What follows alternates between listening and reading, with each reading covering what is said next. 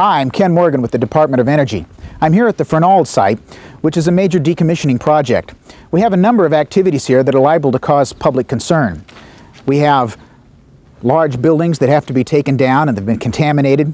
We have a nuclear waste cell that's going in, and we have the transportation of nuclear materials through people's neighborhoods. It turns out that the technical problems are not what are likely to cause success or failure of this project. It's the political ones.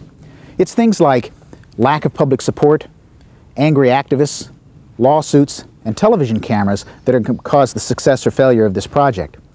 Now, you've been well trained in your technical job, and you can handle that probably pretty well. But you may be a little concerned about the political problems. We're here today to show you how we've handled the project here at Fernald. Well, the first thing to understand is that Fernald did not start off with everybody smiling and holding hands and raising a few beers together. It was a very tense place, a very distrustful place on both sides. I think we came from the mentality of the decide, announce, defend mode of 10 years ago to of 10 years later now having a seat at the table, having a say about what's happening and the future use of this facility and how we're going to work through the process of getting to the end point. The Cold War left behind not only the physical remains of a nuclear weapons industry, but an emotional legacy of secrecy, fear, and mistrust that has no place in the world we live in today. As we repair the environmental damage, we must remember these sites do not exist in a vacuum. They are part of a larger, vital community of people, living, working, and playing, in the shadow of what they see as a threat, covered up by their own government. An essential part of the Department of Energy mission must be to repair that perception, leaving these communities healthy emotionally, as well as environmentally. To heal our relationship with the American people, we must make them a part of the decommissioning process, provide all the information they need, and include these shareholders in decision-making, while establishing face-to-face, personal communication for now and the future. This community outreach is already working at DOE sites around the country. Here at UMTRA, the Uranium Mill Tailings Remedial Activities Site, years of mistrust, I just don't believe anything you'll say anymore, have slowly been transformed by one-on-one communication into a new, more open relationship. I have met with 3 people, and I have met with 200 people. So this is it's a community effort that the need of a few is adopted by the entire community. And at Weldon Spring in Missouri, demolition plans included public stakeholders who were very concerned about a nearby school. Citizens were involved in deciding to pull down some 40 buildings on site, piece by piece, rather than imploding, to limit release of hazardous materials. The community then endorsed the project, which was a complete success.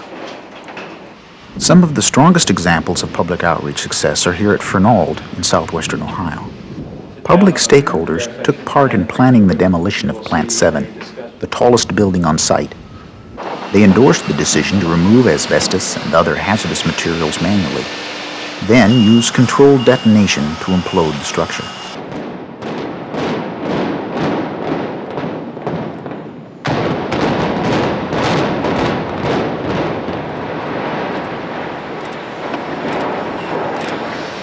When the implosion collapsed the building only halfway, channels of communication, including personal phone calls, were already in place to keep stakeholders informed, resulting in their support instead of rumors and criticism. Yeah, we were disappointed when it didn't quite fall down that day, but also that week or 10 days after that, you know, we were involved, we were updated, we were kept notified.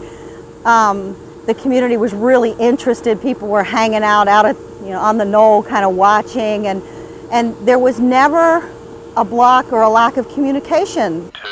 Citizens also helped approve the solution, a second strategic detonation, which was successful. Cooperation between DOE and the Fernald community also helped provide clean drinking water, By the time that the Fernald Citizens Task Force began its work, contamination had been discovered in the groundwater as far south of the site as this well here. The task force had to decide how far to clean up the contamination, and we chose the drinking water levels because they're achievable but protective of human health, and because unless you do something about the groundwater, the problem will only spread and become worse for future generations. With public input, the DOE built an advanced wastewater treatment plant to clean contaminated water and return it to the water supply. The DOE went even further and helped build pipelines, bringing city water to rural residents left without wells. When we talk about trust at Department of Energy sites like Fernald, we're usually talking about the trust that the public has for the department. But there's another important part of that, and that's the trust that the department has for the public. At Fernald, the DOE is trusting citizens to help determine how clean is clean. The result is a moderate cleanup effort, more than the minimum standard, but less than the maximum. There is a view that all the public adds to environmental decisions is emotion and selfishness. I think that the Fernald Citizens Task Force showed that that's simply not true. And I think the decisions that we came to are sensible, stable, long-term decisions that the Department of Energy can live with and that the citizens can live with. Building trust is a three-dimensional process, much like building a three-legged stool. The first leg is public information, providing citizens with facts, explanations, and even demonstrations to help them make better decisions. For true cooperative decision-making, we must have management participation, all the way to the top. Fernald manager Phil Hamrick serves in the Citizens Task Force.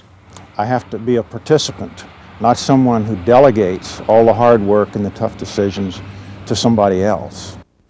Finally, this model of trust cannot stand without the third leg, person-to-person communication.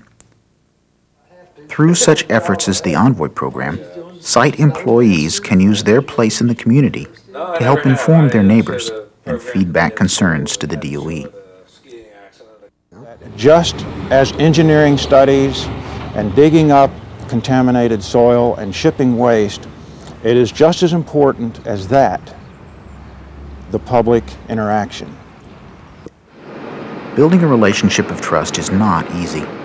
It is a continuous effort, often frustrating, and there is no guarantee of success. But trust between the DOE and the people it serves is essential to our mission. And so we have to not look at this as something we can do in a week or a year. We have to do it as long as we're here. I think ultimately what you're going to end up with here at Fernald is a better cleanup. And you're going to end up with a community and neighbors surrounding this facility who are going to be happier when it's all said and done. There are a lot of decisions that still have to be made here. A lot of action is going to be taken here that's going to have an impact on the community now and in the long-term future. And if that is going to be successful, it's going to have to be a partnership between the department and the community. I hope you found what we shared with you useful. Of course, it was only the broad outlines of a public participation policy. As they say, the devil's in the details. But still, I think if you follow these broad guidelines, they can find them useful. In any case, good luck on your project.